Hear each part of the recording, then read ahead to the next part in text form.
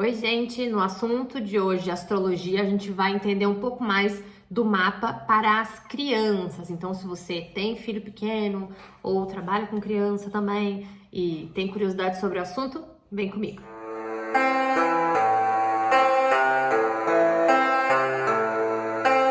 Antes de qualquer coisa, já sabe, se inscreve no canal, deixa seu like, comenta. Também já segue aqui, ó, no Instagram e no TikTok e bora lá no nosso assunto.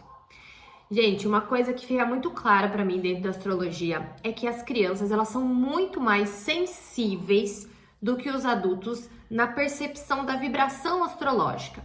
Então, por exemplo, quando a gente tem, que nem agora a gente tá com Vênus em Peixes, Vênus é um planeta que fala das nossas relações pessoais, e Peixes é um signo mais sensível, é elemento água, é mais conectado com as emoções. Então a gente percebe que o choro fica mais fácil, a sensibilidade fica mais alta.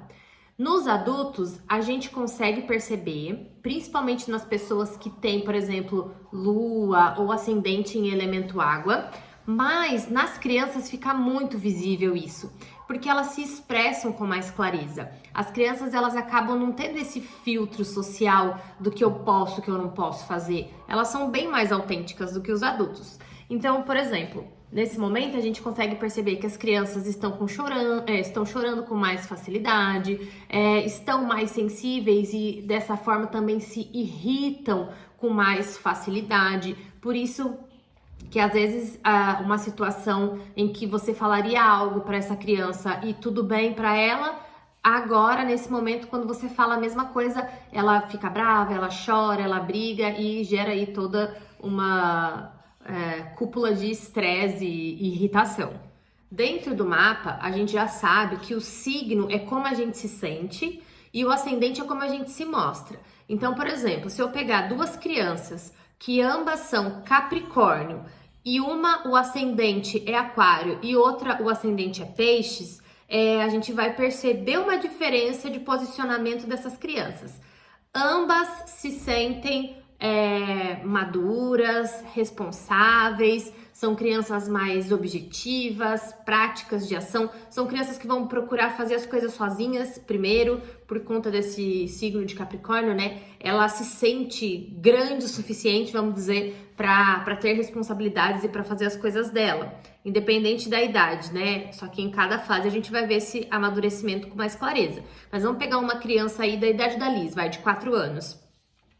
Quando você coloca um ascendente em Peixes, você percebe que essa criança chora mais, que essa criança ela se expressa com maior sensibilidade. É uma criança que ao mesmo tempo ela é muito amorosa, né? Que beija, que abraça, que compartilha, mas ela é uma criança que chora mais.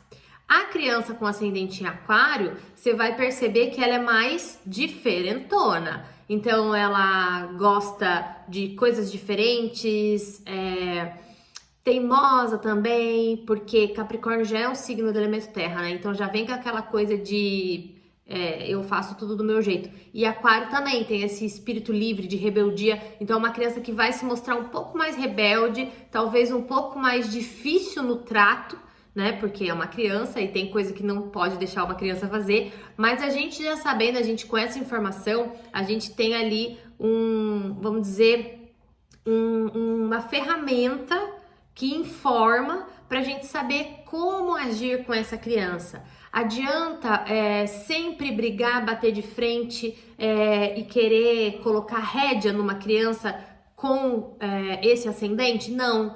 Tem que tentar conversar da mesma forma que ela. Gente, fazendo um parênteses aqui, eu não sou psicóloga infantil, nada disso. Tô falando sobre astrologia, tá? São informações que são relevantes, são importantes e depois a gente leva, inclusive, para as relações da vida adulta, tá? Volta pro assunto. Então, você tentar conversar com ela, dialogar com ela, porque é uma criança mais questionadora, é uma criança mais incisiva. Então, não adianta você querer brigar, porque realmente vai rolar um estresse geral. Em contrapartida, com a criança que tem ascendente em Peixes, você acolher, você abraçar, você ter aquela coisa do trago pra mim, né? Diferente da criança com ascendente aquário. Ela quer ficar lá, deixa ela no tempo dela, que a hora que ela decidir, ela vai vir até você. A criança em peixes não, é a criança do colinho, tá bem? Lógico, eu falei só desses 2 signos, né, no formato ascendente, mas a gente tem 12. Então, essa que é a importância da gente saber a característica de cada signo para entender um pouco mais do posicionamento deles dentro do mapa astrológico. 2 casas que eu considero bem importantes também dentro do mapa relacionado ao mapa infantil, à infância, né? É a casa 2, que fala sobre como a gente ganha, como a gente gasta dinheiro. Também vai falar da nossa relação com os bens materiais. Por que eu acho importante essa casa? Porque essa casa ela acaba mostrando cedo uma aptidão para aquilo que a gente veio fazer. Então, lógico que sempre quando a gente vai ver o mapa, a gente vai ver em conjunto. Então, a gente vai ver a casa 2 em conjunto com a casa 9, por exemplo, que vai falar dos nossos estudos a nível de especialização, né? Grandes viagens e filosofia de vida. A gente vai sempre fazer ali uma leitura geral, né? Para ter uma certeza naquilo que a gente está colocando na descrição do mapa.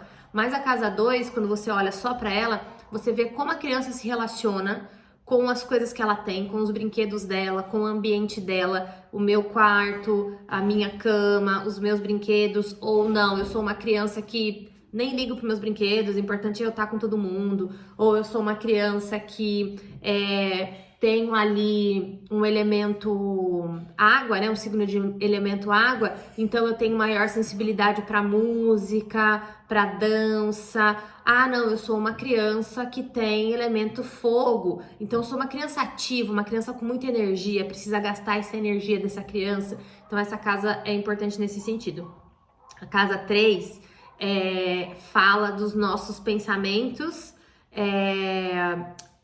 pequenas viagens e a relação que a gente tem com a família próxima, irmãos, primos e tios. Então essa casa vai mostrar como que é o relacionamento dessa criança com a família, com os irmãos, se tem irmãos, com os primos. Ah, então é uma criança que tem leão nessa casa, é uma criança que ela exige muita atenção dos pais, muita atenção dos adultos que tá ali por perto dele, né? Ah, é uma criança que tem câncer nessa casa. Ah, é uma criança que é super família, que quer estar com a família, que gosta do irmãozinho, que quer estar, não que não goste, né, mas que quer estar junto com o irmão, com a irmã, com os primos, é uma criança assim, bem família. E aí vai, né, dentro da característica de cada signo. Uma coisa importante que também, essa casa, ela fala dos nossos pensamentos e fala do aprendizado na primeira infância. Então, a criança, por exemplo, que ela tem gêmeos na casa 3, ela fala mais. A criança que tem virgem, ela é mais centrada nos estudos, por exemplo. Mais uma vez, existe toda uma leitura geral do mapa. A gente não estuda cada casa sozinha, né? A gente faz ali uma leitura de todos os aspectos, mas olhando de uma forma isolada, tá? A criança que tem, por exemplo, peixes dentro da casa 3, é uma criança que na escola ela é mais assim, aérea, tal, sabe? A criança que tem Áries, tem Sagitário, que são 2 elementos fogo, mas acho que Sagitário ainda mais do que Áries. É uma criança que não tem limite, ela não para, ela fica em pé, ela sobe na cadeira, ela desce, sabe? É uma criança mais assim, bem ativa, por conta desse elemento fogo que é muito intenso. E para finalizar o nosso vídeo, uma casa importante para nós adultos olharmos em relação às crianças é a casa número 6. Como que essa criança responde à rotina, à saúde e a trabalho? Que no caso a criança não é trabalho, mas é a rotina diária dela. Como que essa criança precisa que essa rotina seja estruturada para ela estar o mais próximo possível da sua essência? E como que essa rotina pode ser estruturada para essa criança com a realidade presente que a gente tem dentro de casa, que cada pai, cada mãe tem a sua realidade, né? Seus horários, a sua forma de organizar ali a vida. Então, o signo que a gente tem nessa casa vai falar muito sobre como a gente pode otimizar o dia a dia dessa criança, tá? Deixa eu ver se eu dou um exemplo aqui para vocês. A criança, por exemplo, que ela tem Capricórnio, né? Vamos falar de elemento. A criança que tem elemento terra é uma criança que vai acompanhar essa responsabilidade dos pais, que vai entender que o pai e a mãe também trabalham e que ela tem as responsabilidades dela, ela vai ter o momento dela de cada coisa, né? A criança do elemento água, Câncer, Peixes e Escorpião, me fugiu por um segundo o outro signo. É uma criança mais voltada às emoções. Então, é uma criança que ela demanda uma atenção emocional maior, ela se expressa emocionalmente mais. A criança do elemento ar é uma criança assim, entendeu? Ela vai indo, ela é mais descolada, desprendida, tudo bem, sabe? Uma coisa importante, as crianças do elemento terra, elas precisam de rotina ali, ó. Horário, muita. A criança do elemento ar, não, ela já é mais adaptável, sabe? Ela consegue acompanhar, assim, umas nuances de horários, de dias. E a criança do elemento fogo, que é uma criança mais intensa, é uma criança que precisa de atividade física para ontem, para queimar toda a intensidade de energia que ela tem e aí trazer mais calma para ela nas outras áreas da vida. De um modo geral, é isso. Espero que vocês tenham gostado do conteúdo. Já deixa aqui seu comentário embaixo o que você achou dessa aula, se foi importante para você enquanto pai, enquanto mãe ou enquanto adulto que trabalha com criança. Um beijo enorme e até a próxima aula.